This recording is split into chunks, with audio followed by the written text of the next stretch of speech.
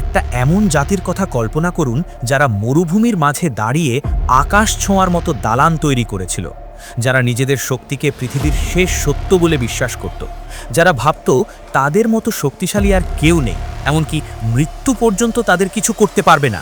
কিন্তু শেষ পর্যন্ত এমন এক ভয়ঙ্কর পরিণতির মুখোমুখি হয়েছিল যে তাদের অস্তিত্বই ইতিহাস থেকে মুছে যায়। আজকের এই ডকুমেন্টারিতে আমরা জানব সেই রহস্যময় আদ জাতির সম্পূর্ণ কাহিনী, কিভাবে তারা পৃথিবীর অন্যতম শক্তিশালী সভ্যতা হয়ে উঠেছিল, কিভাবে তাদের অহংকার তাদের অন্ধ করে দিয়েছিল, কিভাবে তারা সত্যকে অস্বীকার করেছিল এবং অবশেষে কিভাবে ৭ রাত ৮ দিনের এক ভয়ঙ্কর ঝড় তাদের সব কিছু ধ্বংস করে দেয়। প্রাচীন আরব উপদ্বীপের দক্ষিণাংশে বিস্তৃত ছিল এক বিশাল মরু অঞ্চল। আল আহকাফ নামে পরিচিত সেই এলাকা ছিল বালুর টিলা, শুষ্ক উপত্যকা এবং বিস্তীর্ণ প্রান্তরে ভরা। এই কঠিন পরিবেশেই গড়ে উঠেছিল আদ জাতি, যারা ছিল অসাধারণ শারীরিক শক্তির অধিকারী। তাদের দেহ ছিল সুঠাম, দীর্ঘ এবং অত্যন্ত শক্তিশালী। তারা শুধু শক্তিতেই এগিয়ে ছিল না, বরং তারা স্থাপত্য, সংগঠন এবং সামাজিক কাঠামোর দিক থেকেও ছিল উন্নত। তারা এমন সব স্থাপনা নির্মাণ করেছিল যা সেই সময়ের অন্য কোনো জাতির জন্য কল্পনারও বাইরে ছিল। তাদের শহর ইরাম ছিল তাদের গৌরবের প্রতীক। স্তম্ভে ভরা সেই নগরী ছিল এতটাই চমৎপ্রদ যে এটিকে বলা হতো পৃথিবীর অনন্য সৃষ্টি। বিশাল বিশাল স্তম্ভ, প্রশস্ত প্রাসাদ, সুদৃশ্য পথ এবং সমৃদ্ধ বসতি সব মিলিয়ে এটি ছিল এক স্বপ্নের শহর। এই জাতির মানুষেরা বিশ্বাস করতে শুরু করেছিল যে তারা অন্যদের চেয়ে আলাদা। তারা শক্তিতে, সম্পদে, স্থাপত্যে এবং ক্ষমতায় এমন এক উচ্চতায় পৌঁছেছিল যে তারা নিজেদেরকে প্রায় অজেয় মনে করত। তাদের সমাজের শক্তিশালীদের প্রাধান্য ছিল। তারা দুর্বলদের ওপর কর্তৃত্ব চালাত। নিজেদের ক্ষমতা প্রদর্শনের জন্য তারা অপ্রয়োজনীয় বিশাল নির্মাণ করত। তারা উঁচু উঁচু স্থাপনা বানিয়ে যেন পৃথিবীকে দেখাতে চাইত, আমরা আছি, আমরা অমর, আমাদের পতন নেই। এই ধারণাই ধীরে ধীরে তাদের অন্তরে অহংকারের বিষ ঢেলে দেয়।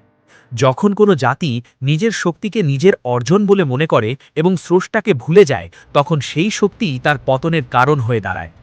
আদ জাতির ক্ষেত্রেও ঠিক তাই হয়েছিল। তারা আল্লাহকে ভুলে গিয়েছিল। তারা তার নিয়ামতের শকর আদায় করেনি, বরং তারা নিজেদের শক্তিকে নিজেদের কৃতিত্ব বলে মনে করেছিল। এই অবস্থায় আল্লাহ তাদের পথ দেখানোর জন্য পাঠান হযরত হুদ আলাইহিসসালামকে। তিনি ছিলেন তাদেরই একজন। তাদের ভাষায় কথা বলতেন, তাদের সমাজ বুঝতেন।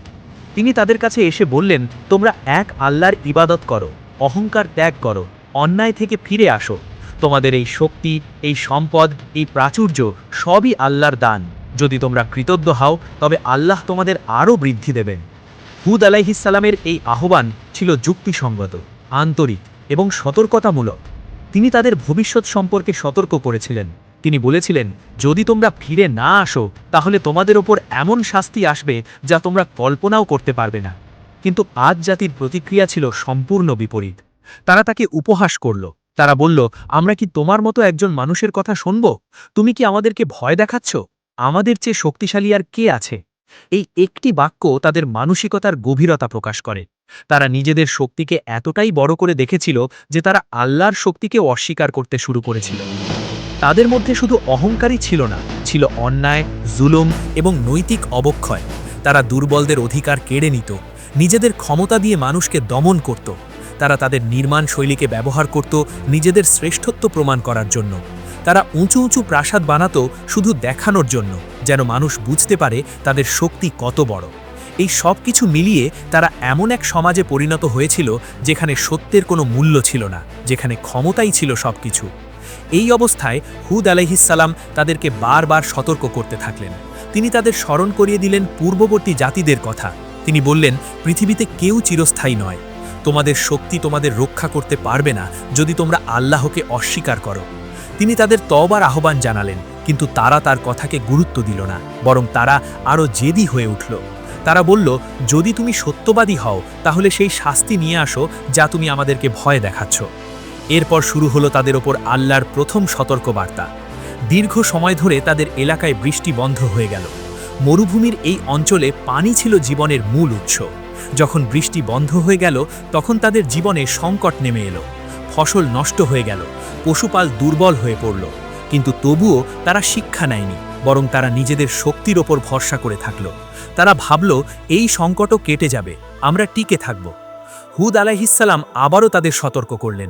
তিনি বললেন, তোমরা আল্লাহর কাছে ফিরে আসো, তাহলে তিনি তোমাদের উপর রহমত বর্ষণ করবেন। কিন্তু তারা তার কথাকে অবজ্ঞা করল। তারা তাদের অহংকারে অন্ধ হয়ে গিয়েছিল। তারা বুঝতেই পারছিল না যে তাদের পতন খুব কাছে। অবশেষে সেই দিন এলো যেদিন আকাশে একটি মেঘ দেখা গেল।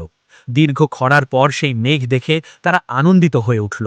তারা ভাবল এটি বৃষ্টি নিয়ে আসছে, তাদের শুকনো জমি আবার সজীব হবে। কিন্তু তারা বুঝতে পারেনি যে এই মেঘই তাদের ধ্বংসের বার্তা নিয়ে এসেছে। সেই মেঘ থেকে শুরু হলো এক ভয়ঙ্কর ঝড়, এমন ঝড় যা আগে কখনো দেখা যায়নি। প্রবল বেগে বইতে থাকা সেই বাতাস সবকিছু ধ্বংস করতে শুরু করল। তাদের ঘরবাড়ি ভেঙে গেল, তাদের প্রাসাদ ধসে পড়ল, তাদের মানুষগুলো বাতাসে উড়ে গিয়ে মাটিতে আছড়ে পড়তে লাগল। এই ঝড় চলতে থাকলো টানা ৭ রাত এবং ৮ দিন।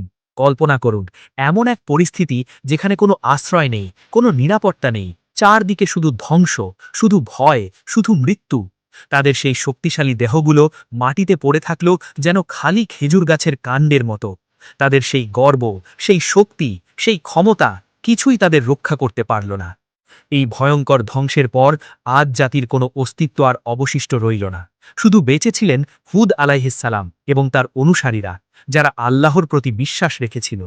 এই ঘটনাটি আমাদের একটি গভীর শিক্ষা দেয় যে যত শক্তিশালী হোক না কেন, যদি সে অহংকারে অন্ধ হয়ে যায়, যদি সে সত্যকে অস্বীকার করে, তাহলে তার পতন অনিবার্য। আজ জাতির সেই শহর, সেই প্রাসাদ, সেই স্তম্ভ কোথায়? তাদের সেই গর্ব কোথায়?